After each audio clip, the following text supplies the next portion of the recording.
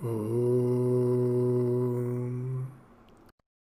Tava Kathamritam Tapta Jivanam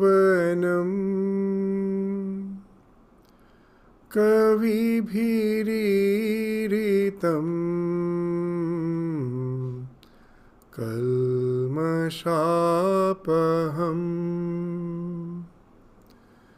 Sravanamangalam Srimadatam Bhuvi Grananti Ye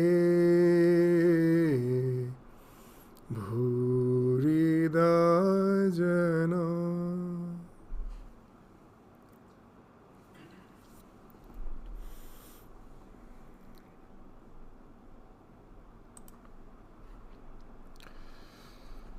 The Gospel of Sri Ramakrishna, festival at Panihati, Monday, June 25, 1883. Sri Ramakrishna was at Balaram Bose's house in Calcutta. Rakhal and M were seated near him. The master was in ecstasy. He conversed with the devotees in an abstracted mood. Master, let me assure you that a man can realize his inner self through sincere prayer, but to the extent that he has the desire to enjoy worldly objects, his vision of the self becomes obstructed. So, here we find what Sri Ramakrishna is saying is the sanam and the bonum of all religious practice. As in the Bhagavad Gita we find that only two practices has been spoken of: Abhyasa, Vairagya. This Abhyasa and Vairagya. So these are the two things needed for spiritual life. Abhyasa means practice, Vairagya is renunciation. In the words of Sri Ramakrishna, in some other context he says, Ishware Anurag, Vishaye Virag. So, longing for God, Ishwara Anurag, and renunciation, detachment from worldly enjoyment, Vishaya Virag. So these two. This Vishaya Virag speaks of Vairagya, Ishwara Anurag. It comes from practice, through Abhyasa. So it speaks of the entire science of our spiritual journey. That how these two practices can take care of all our spiritual evolution, Abhyasa and Vairagya. So as we have discussed again and again, that what's the cause of our this egoistic existence, that very nicely in the Yoga Shastra it has been spoken of, that they speak of Pancha Klesha, the 5 afflictions. What are they? Avidya, Asmita, Raga, Dvesha, Abhinivesha. So what are these 5 afflictions? Avidya. That because of the ignorance, we just confuse the reflection of the consciousness in the body-mind complex as the self. That the self is being reflected in the body-mind complex. Because of ignorance, we take this reflection to be real. And this reflection is the asmita, the ego. The moment that the body's consciousness is reflected in the body-mind complex, that reflection creates the sense of ego, that identification. That I get identified with the body-mind complex because of its association with the reflection of the consciousness in the body-mind complex. The sense of I develop. I am this body-mind complex. And from that, the other 3 afflictions ensues. What are they? The Raga, the Dvesha and Abhinivesha. Raga speaks of attachment. Dvesha is aversion. And Abhinivesha, it also is a type of attachment. That I am so much attached to life that I am afraid of death. That Abhinivesha speaks of death, that fear of death. So once I get identified with the body-mind complex and I just start thinking me to be the body-mind complex, then what happens? Now I forgot that I am the self which is beyond all need. Nothing can annihilate me. Nothing can hinder my existence in any way. And nothing is needed to sustain my existence. I forget that as I am identified with the body-mind complex. Now I think that to sustain the body is to sustain me. So anything that helps me in sustaining the body, I develop raga, attachment towards that. Anything which is detrimental for its existence, I develop dvesha, aversion. And anything which can overpower me, it's very powerful. It can even cause my death. I am having a sense of this abhinivesha, tremendous clinging to life. So this is the basic thing for all the living organism. Even for a small bacteria, microbe, if I am just seeing it through the microscope, what I will see? If you give some nutrients, it is moving towards it. If you give some toxin, it runs away from it. Raga, dvesha. So these three afflictions is the cause of creating, in the language of modern psychology, these mental modules. In the term of yoga, these are the samskaras, the vasanas. There are so many vasanas, innumerable vasanas created because of this raga, dvesha, abhinivesha. And that constitutes our mind. There are so many these vasanas, mental modules, with fixed stimuli response conditioning. If something which is favorable, it is there in front of me, I get drawn towards it. If something is not favorable for my physical existence, if it is in front of me, I get aversion for it. And for lives together, we have developed so many sets of these mental modules with fixed stimuli response conditioning. And that constitutes my mind. Now, what is holding all those mental modules? The ego. That I am these limited body-mind complex. This sense, this ego, that holds all these mental modules. So many times we have referred to this example, that our personality, if it is compared with a will, then all the spikes of the will is something which resembles to the mental modules. And the hub of the will, the center of the will, that's the ego. So this is our personality, the ego with which all these mental modules are connected. That's the will of our personality. Now, all these vasanas do not express at a time. Very, very nicely in the Yoga Shastra it has been spoken of, that some of these vasanas are vyakta, manifested. Some are avyakta, unmanifested. As per the birth in which we have taken, as per the species in which we have been born, that as a human being, certain vasanas are favorable for this human birth. They will manifest. The others all remain unmanifested.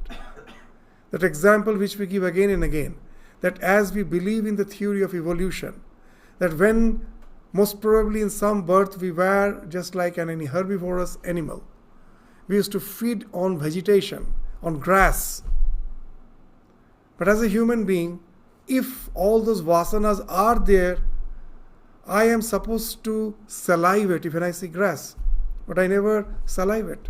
I have no as such inclination to have grass because it is not my food. So for the human birth, that mental module is there. But it is avyakta. It is not favorable for the human birth. It is all avyakta. But those vasanas which are favorable, that only I can realize in this life. Vyakta, avyakta. Now comes this two practice, abhyasa and vairagya. Now because of this vyakta vasana, all the desires which are manifested, we can easily understand they are the cause of the turbulation of my mind. That my mind is disturbed because of all these vyakta vasanas. The unmanifested one, the abhyakta, they are hidden for the time being. they don't create any turbulence in my mind at present. So for my spiritual practice, the first thing required is calming down of the mind. If I cannot calm down my mind, how can I meditate? So for calming down of the mind, the practice which is required is vairagya. That to a certain extent, I have to develop detachment. The mental modules which are vyakta, manifested, I have to attenuate them.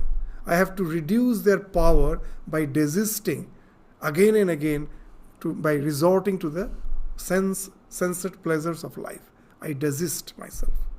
And that gives me the power to develop that self-control. And that helps me in attenuating. It's not that it will be gone. It will attenuate. It will reduce the intensity of all those desires. And then with that calm mind, now I can resort to the spiritual practice. So the vyakta vasanas are taken care of by the vairagya. But that's just vairagya. That's just something which is superficial. Till all these mental modules are existing, anytime they can again sprout. So what's the real practice? The real practice is abhyasa. What is abhyasa? That when I am meditating, what I am meditating? If I am a jnani, if I am a believer in the jnana marga, that I am the Atman, I am the Brahman, I am meditating on the self, then what I am doing, I am negating the idea that I am this limited body-mind complex. I negate that idea. I am constantly hammering to that idea by asserting to the fact that I am the self. I am the self, I am the Atman, I am the Brahman. And if I am a devotee, it may appear to be diametrically opposite, but it is actually the same thing. What a devotee does, for him also is the same idea, that I am in essence the self, the Atman, which is beyond this body-mind complex. It was, it is, it will be. And it is eternally associated with my Ishta, with my Aradhya Devata, with my Ishta, which is the Paramatma, which is the soul of my soul. And that too is eternal. It all was, will. And this life will be over today or tomorrow. But my eternal association with the divine, that's there forever. And when I am meditating as a devotee, that's what I am meditating on. I am, my Lord is, and we are eternally associated. So in there also we find we are negating the idea that I am this limited body-mind complex. So this constant contemplation is just like hammering on the ego, which is the hub of the will of our personality. Now you will understand that how these two practices constitute our entire spiritual journey. That by vairagya, I may get rid of one or two spikes, one or two mental modules. By practice, I got rid of it.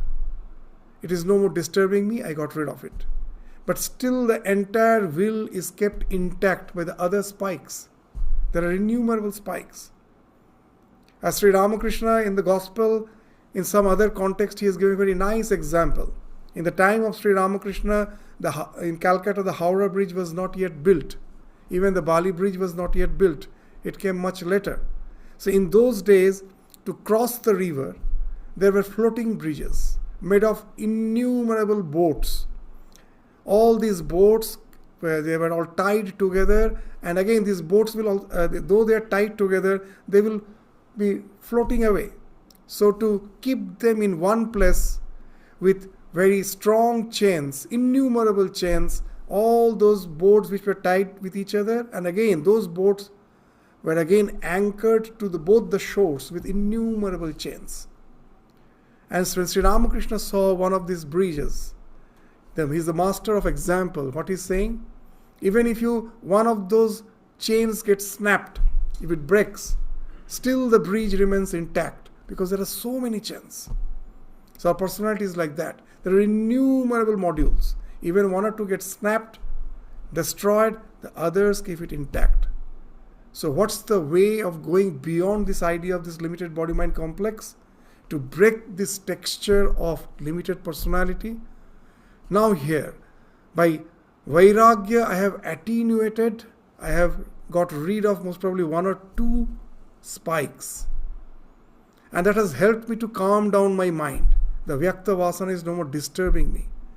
And now I can contemplate on the idea that I am not this limited body-mind complex.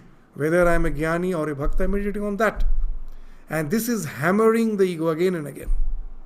And at last, the ego is hammered out. And then what happens? All the spikes collapses in one go. There is no need to remove them one by one. So in one go, all will collapse. And then that enters in the liberation from the idea of this limited body-mind complex. A Bhakta may feel now he is in eternal association with the divine. Nothing is there to gravitate him down to this physical plane of existence. A Jnani may be merged in the self, whatever it may be. The common factor is both get, both can go beyond the idea of this limited body-mind complex. Now we are reading Bhagavatam. What we find, even that idea of Raganuga Bhakti, which we are going to enter, that even beyond Raganuga Bhakti is something called Ragatmika Bhakti. That when I am practicing Sakhya, Vatsalya, Madhur, all these bhavas, they say that there are some in the Golakas, those are antarangas of Sri Krishna. Sri Krishna's body is made of consciousness. Those who are in the Golaka, they are all of consciousness body. It's not this physical body. And that relation is Raga, that is called Ragatmika, not Raganuga. That nature has become itself. They have changed their nature. That the devotion, that eternal connection, that is their nature. And they live eternally in that plane as a consciousness, relating with that consciousness. The same idea, this idea of this limited physical body-mind complex is gone. They say when we try just relate to the Vrindavan Leela, it is just a poor imitation of what's going on in Golaka, in the consciousness plane. It has nothing to do with this physical entity. It's a very poor imitation. So everywhere we will find the idea of this physical entity, limited psychophysical existence, has to be totally destroyed to evolve spiritually. And now, what constitutes this? This is possible by these two practices, Abhyasa, Vairagya. Through Vairagya, that what you get is actually is Vairagya. And through Abhyasa, it leads to supreme renunciation. This Yoga Shastra is very scientific. They say it's Pada Vairagya. That all the mental modules has fallen off in one at a time. That's why the real Vairagya is what? Where renunciation happens, where all our vasanas has fallen all at once, in one go. That Sri Ramakrishna in some other context says that's nice, funny, this allegory. That a man was going to have a village, a man was going to have a bath in the village pond, and his wife said, "Oh, you are so attached." Now this man, as he was going to have a dip, he was just wearing a loincloth and having a towel on his shoulder. And now his wife suddenly called him and said, "You are so attached." And then his man asked, "What you see in me that makes you feel I'm so attached?" Then he says, "You just see our neighbor. Have you seen him?" Well, yeah. Well, he has 12 wives. Yeah, I know he has 12 wives. He is renouncing them one by one. And this man immediately said, "You are a fool. Can anyone renounce one by one? Do you want to see what renunciation is?" So he was just having a towel on his shoulder and another he was using as a loin cloth. He never came back to pack his belongings. He said, "Do you want to see renunciation?" He simply left. Wife thought most probably he will be coming back after 1 or 2 hours. He got a bit angry, but he never came back. No one knew where he went. That's Sri Ramakrishna is using this allegory to say that when the real renunciation comes, all mental modules, these 12 wives which he is speaking of, they're the modules. They all fall off in one go. It cannot happen one by one. So this too, now you will understand that again and again in the gospel, this is the basic thing which is saying what? Ishware Anurag, Vishaya Virag. That when we have this our Rama Nama chanting, that whenever on the Ekadashi days, in all our Ramakrishna mission centers, there's a tradition of this Ram Nam Shankirtanam. It starts with a prayer where Hanumana is praying to Rama. What is that? Wonderful prayer.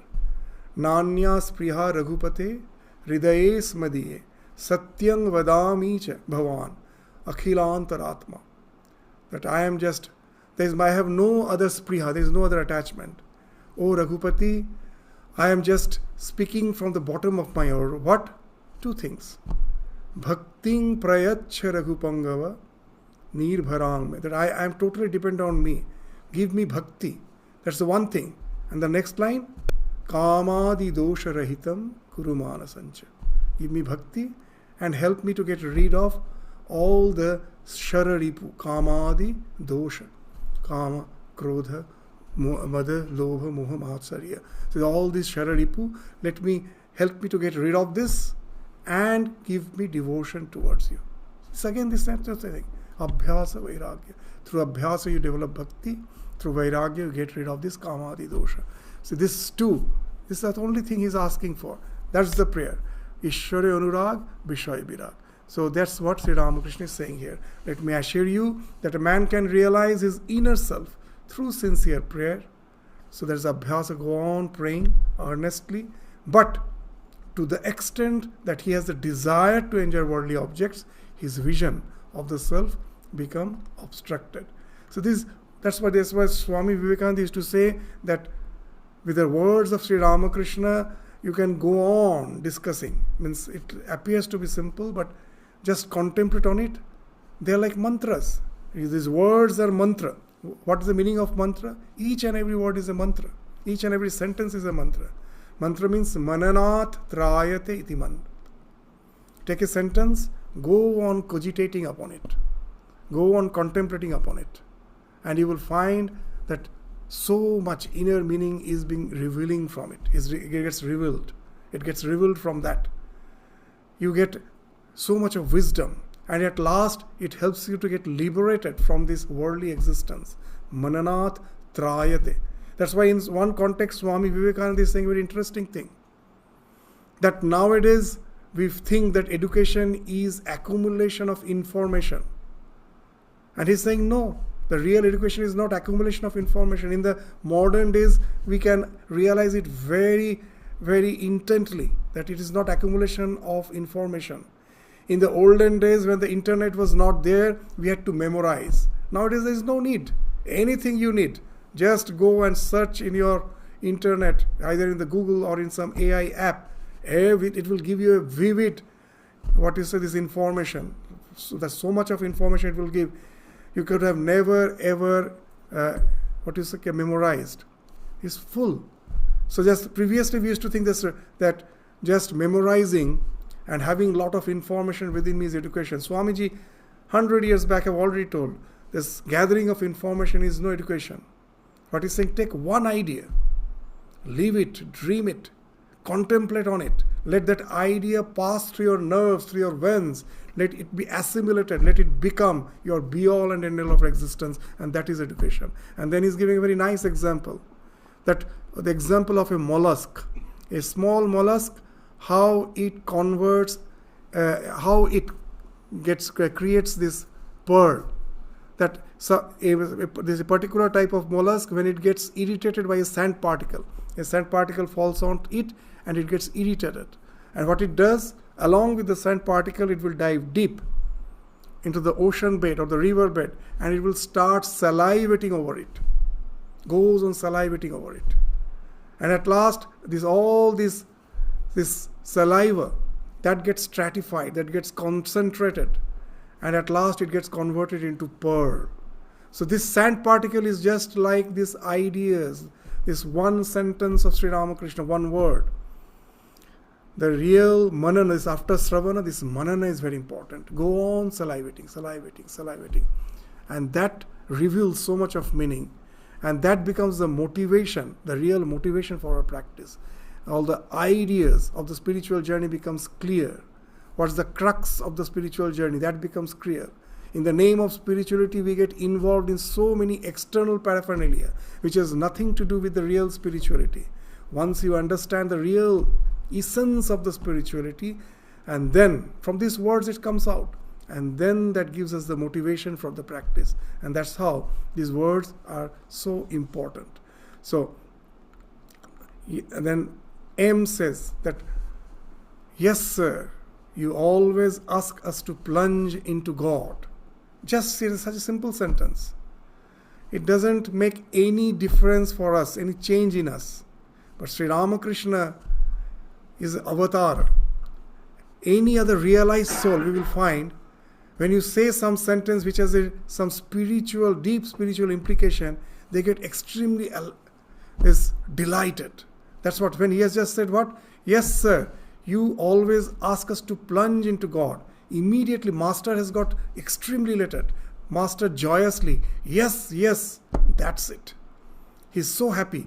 Let me tell you that the realization of self is possible for all without any exception. What a wonderful thing. That tremendous, he has realized that in his own life, that the only thing is to plunge into God. And that has given him all the revelations. The treasures which was lying within, he have experienced them all. He knows that what this plunging of God means. For us it's a mere word, and that's why he's so elated. Joyously saying, yes, yes, stressing, that's it. Let me tell you, it's just like the assurance in Bhagavad Gita. Bhagavan also saying there, this to Arjuna, go and declare, pratijanihi, name bhakta pranashyati. There is no destruction of my devotees. He is asking Arjuna, go and just declare it with full your enthusiasm. This pratijani, that's the word there. Name bhakta pranashyati. Here also the Sri Ramakrishna is saying the same thing. Let me tell you that the realization of self is possible for all. It's not something meant for few. It's possible for all without any exception. So for that, Avatara comes down. That we don't know what's the treasure is hidden within us. That's parable of Sri Ramakrishna, the three friends going by the road, seeing a wall. They were curious to know what's on the other side of that high wall. So they somehow managed to get a ladder. One kept the ladder on it. He climbed on it, and when he went to the top, he could see what's going on the other side. It was a mirth of joy there, and he couldn't resist himself. These other two were curious to know what's going on. They asked, what's going on? He didn't have the patience even to relate what's going on. He simply jumped on the other side. He was so elated. The second one climbed. He also jumped. He couldn't even relate. The third one climbed. He also felt like jumping. But then this ahai tuki karuna, compassion which has no meaning. From where they get, there is no self-interest in it. He also felt like jumping, but he resisted. That if I jump, no one is there to relate this story of the other side of the wall. There's no one to relate. He restrains himself, comes down to give this good news. The Bible means good news. To give this good news. The Son of God comes to give the good news. And here also, that's what Sri Ramakrishna is giving, the good news. What's the news? Yes, it is possible. It is something within. It is not something far away. Here, within your heart, this treasure is there. You can't get rid of this ignorance. It is here, here and here alone. So just, you have to dive deep within. And that's the thing he's saying, it is possible. Let me assure you. We will find that Sri Ramakrishna again and again, his only concern was this, the spiritual awakening in others. One day this young devotee Niranjan came to him, and suddenly Sri Ramakrishna was feeling so restless that he was saying, Niranjan, will you spend your life just aimlessly? Won't you try to realize God? So this we find in the gospel, in the life again and again, that as if it is his urge, that again and again he's seeing the people, this all deeply immersed in ignorance. He's feeling restless. It is again and again he's giving assurance. Try a little. It is something which is possible by all. You can achieve this fulfillment. Know it for certain that assurance is coming from Sri Ramakrishna. That Let me tell you that the realization of the self is possible for all without any exception. That is true, sir. But God is the doer. He works through different beings in different ways according to their capacity to manifest the divine. God gives to some full spiritual consciousness and others He keeps in ignorance. So hearing that, Sri Ramakrishna is not at all happy, because from our side the tremendous urge should be there. That's what he's saying now. No, that is not so, Master is saying. One should pray to God with a longing heart. God certainly listens to prayer if it is sincere. There is no doubt about it. So pray intensely. Yes, at last God is the doer. He is the one who is going to deliver us from this quagmire of worldly existence. That's true.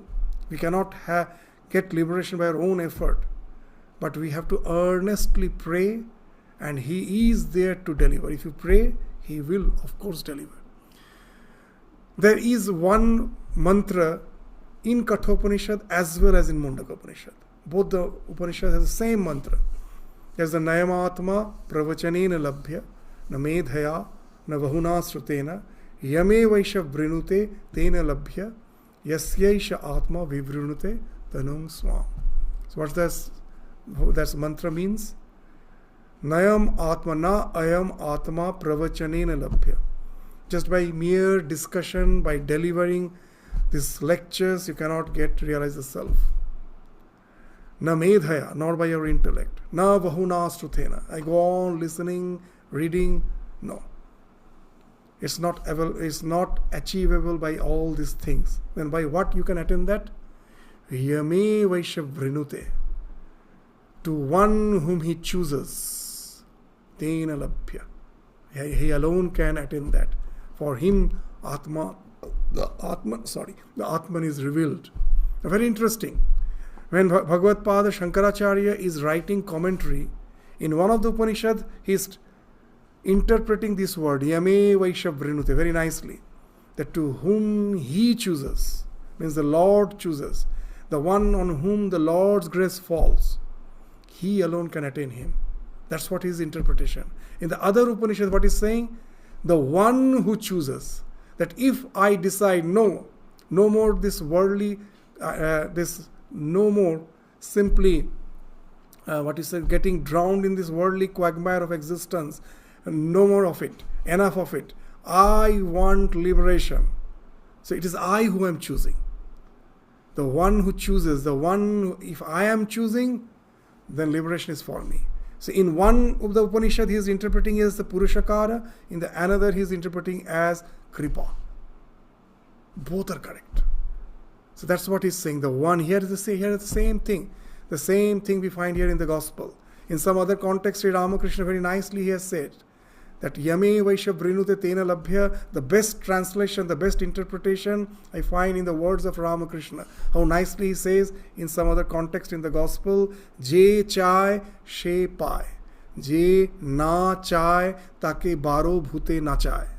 Oh, what a wonderful thing. This is playing with the words, but to give a very wonderful meaning. The one who wants, who gets Je chai she pai, Je na chai. The one who doesn't want. Take baro bhute nachai. The 12 ghosts, all these mental modules of the ghosts, which has been indicated as these 12 ghosts, they will make you dance in this quagmire of worldly existence. So if you are willing, if you are earnest, know it for certain that grace will fall upon you and you will be liberated. So that's why when M says, after it is his wish, he will liberate some, he will keep some other in bondage. Master says, no, that is not so. One should pray to God with a longing heart. God certainly listens to prayer if it is sincere. About prayer, Sri Ramakrishna has a very wonderful words. He says, Sri Ramakrishna is very nicely in Bengali. His Bengali words are very colloquial words, so sweet. What he is saying, Tini kaan khorke.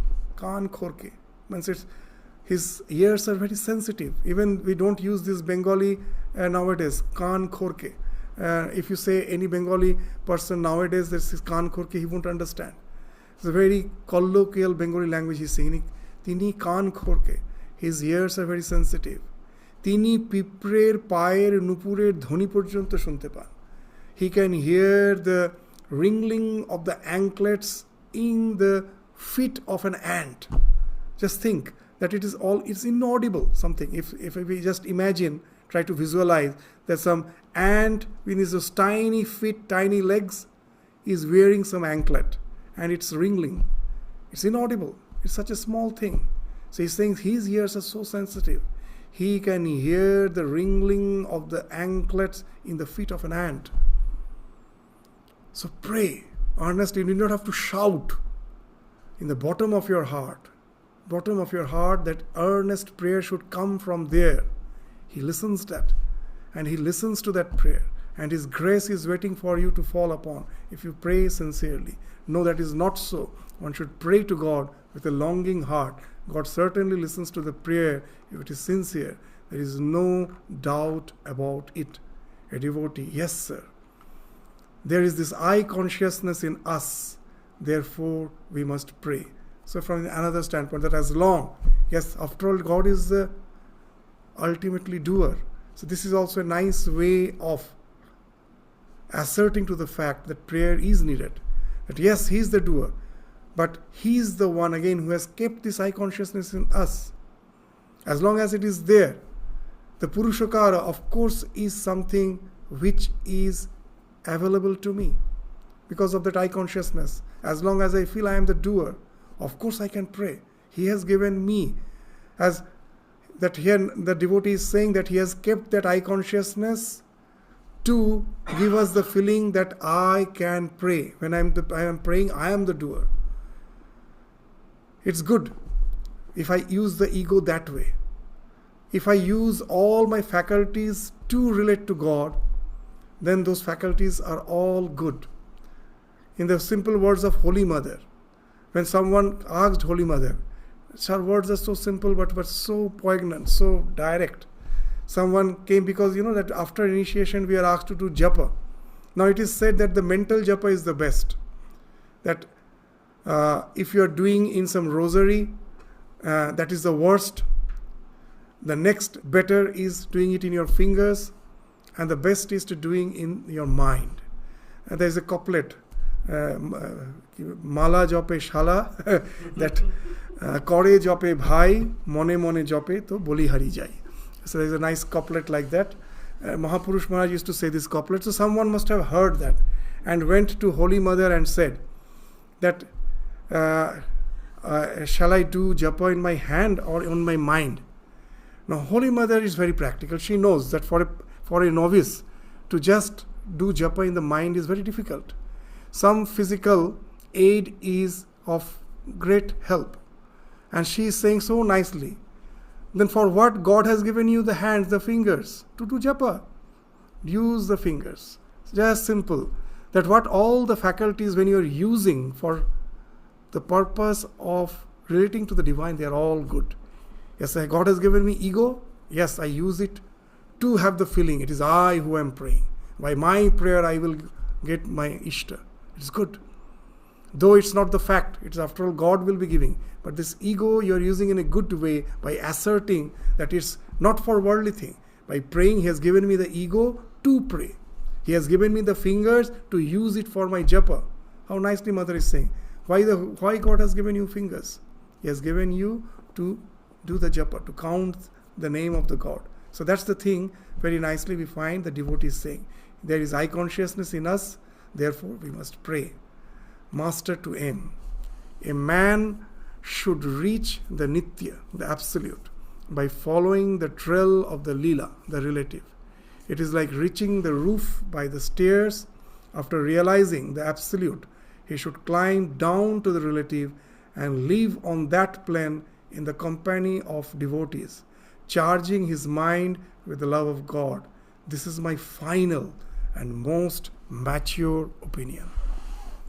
Eti amar shesh kotha. It's very interesting.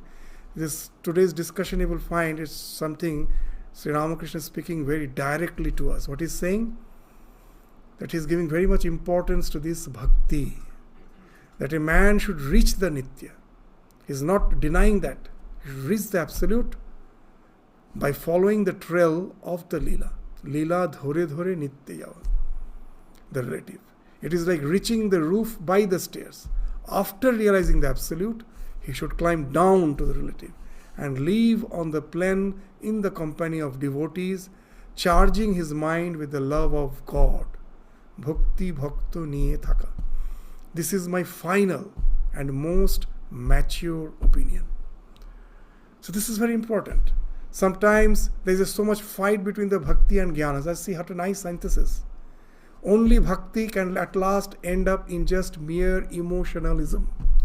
Just the way I love my mother, I love my father, I take God to be also something of flesh and bones and develop love for Him, and from that the religion was supposed to unify all, I find all the divisions come. Because I have brought down the religion to mere emotionalism, to the tribal mentality. Why? Because the devotion was nothing but just an alter ego, the way of expressing. You will find in this world, in the name of spirituality, what we are doing, we are just searching for some identification. I go to my place of work with all my qualifications, with all my degrees. At last I find I don't get identification there. No one respects me. I just go on teaching. Students are busy with their own discussions. That the little reverence I'm supposed to get in my job, I don't get. The CEO doesn't get. Everywhere you will find there is no way to satisfy your ego. And at last, religion comes. They think I have become religious with all the marks, everything, and this becomes an identity, an altered identity, which I wanted an identity, I couldn't get there, and this religion is very dangerous, very dangerous. It just becomes another altered way of identifying my ego, which I couldn't get in my other fields. With all my degrees, qualification, I couldn't get at last. And I find is an easy way, very easy way. I have some marks on my head, I wear a particular type of dress, and I think, I have become a devotee. So here Sri Ramakrishna is saying something. First realize, Lila dhore dhore nitya pocho. Feel that this world after all is just an illusion. But after all, it is by God's will. This is an illusion, it is a fact. But after all, God has willed it. Otherwise, why should be I in this illusion? So, I again, from that Nitya, come down to this Lila. But now I am a totally changed person. I can enjoy this entire existence knowing it to be the projection of the divine. As in the gospel we find that there was a madcap in Dakshineshwar. He suddenly came, all thought he's a madcap. He had a chandelier in his hand. Throughout the day he will just walk with the chandelier, he will go on rotating it, and the sunlight falls on it, and there will be a play of light and shade on the ground, and he will just laugh and just go on saying, Ye kya daivi maya hai. Oh, what a wonderful daivi maya. What's that? The consciousness being associated with this body-mind complex is creating this world of phenomenal existence. It is that consciousness and consciousness alone which is finding expression as a spectrum of this world of name and form. Once you realize that, then your total vision changes.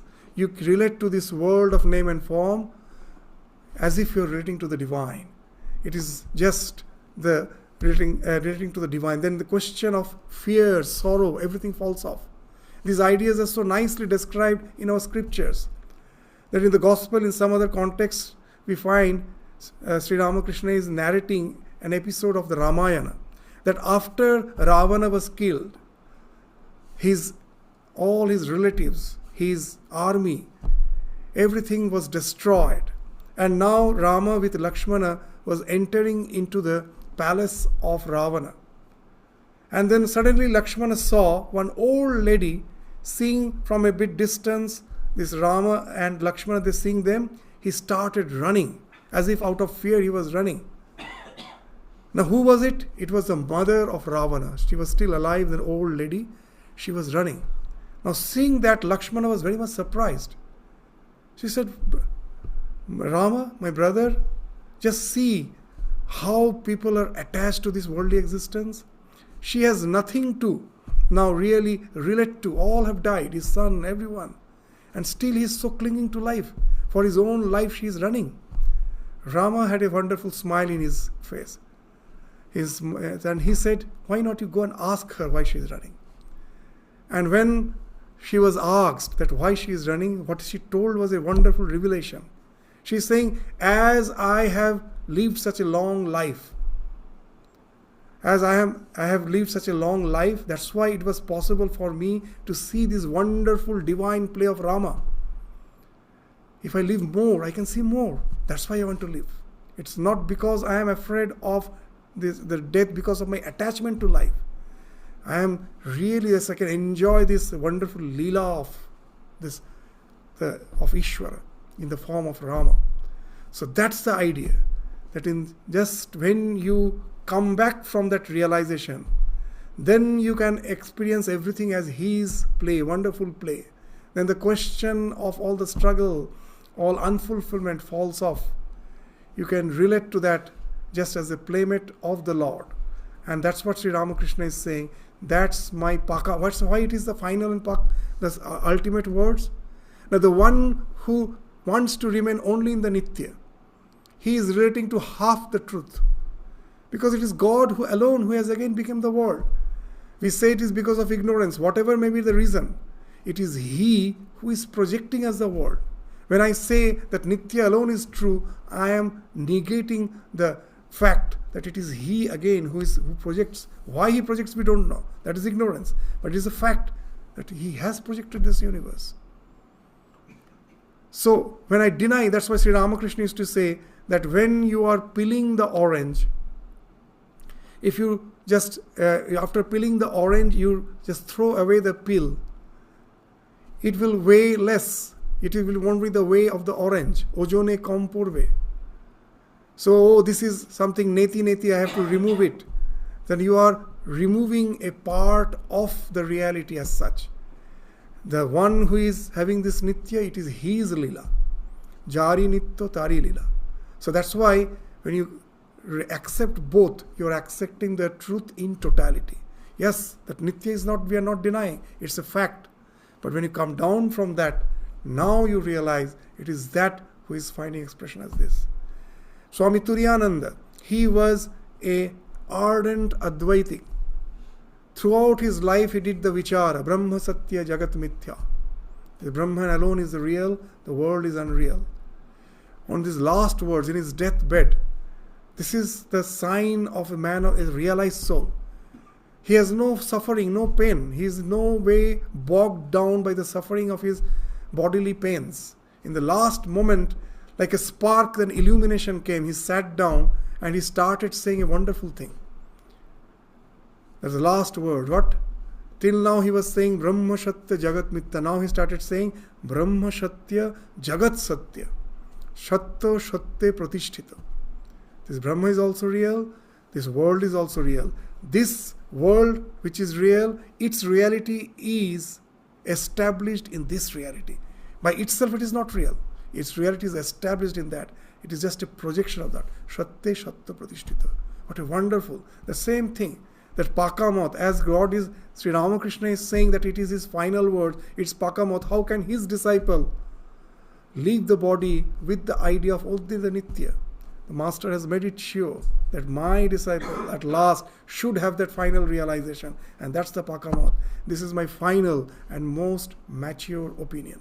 So just see the Gospels, wonderful, the words, each and everything. It has a very, very profound meaning. So we will go on with this discussion of these words of Sri Ramakrishna. In this chapter we find that he is as if revealing his real identity, directly, indirectly, both ways. So we will continue with the remaining portion of the discussion again in the next class. So with this, we stop our discussion today. Thank you all. Namaskar.